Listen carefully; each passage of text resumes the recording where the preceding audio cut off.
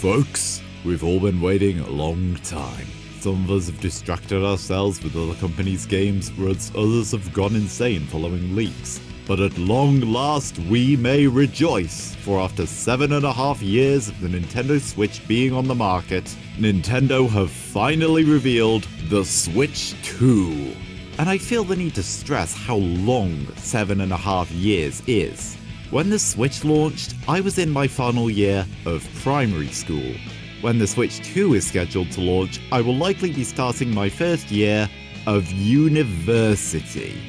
I feel this highlights both how long the Switch generation has lasted and how quickly your childhood goes away. I didn't have unrestricted internet access back then. The bulk of my pre-release coverage of the Switch came from the Nintendo eShop on my 3DS, which isn't even up anymore. I remember losing my mind over the same few trailers on repeat, thinking this is the coolest idea for a console ever. They have SL and SR buttons. How easily pleased you are at 11 years old. I struggle to feel like this anymore.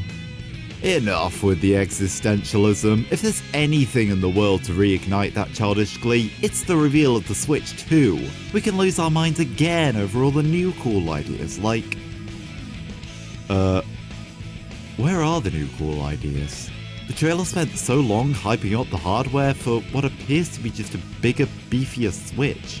It's uncharacteristic of Nintendo to innovate this little with a new console.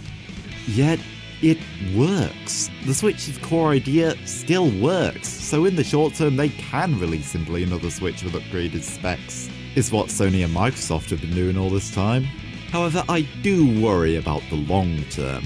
Whatever the specs are might be impressive now, but halfway through the generation when Sony and Microsoft have likely released their next-gen consoles, will they still hold up? We saw third-party support for the Switch fizzle out over time for this reason, and I don't think taking the same approach again will avoid the same problem. That is, if it turns out to be a problem for Nintendo, who tend to be capable of carrying a console's game library with just their first-party output.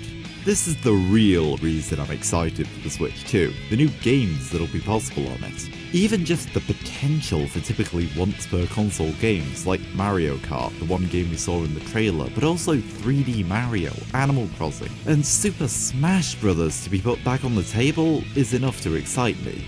Hopefully we'll see solid third-party support during its first years too. I think the chances of a software drought early on are low, but if it does happen, there are many games from the Switch generation I missed out on and could get around to playing thanks to the Switch 2's full backwards compatibility.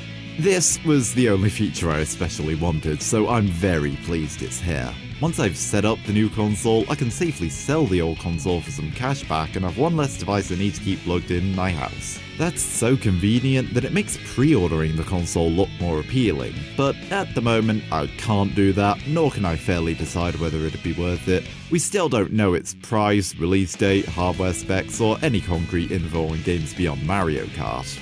I absolutely plan on getting it at some point, ideally in time for a new Zelda, Splatoon, or Smash Bros.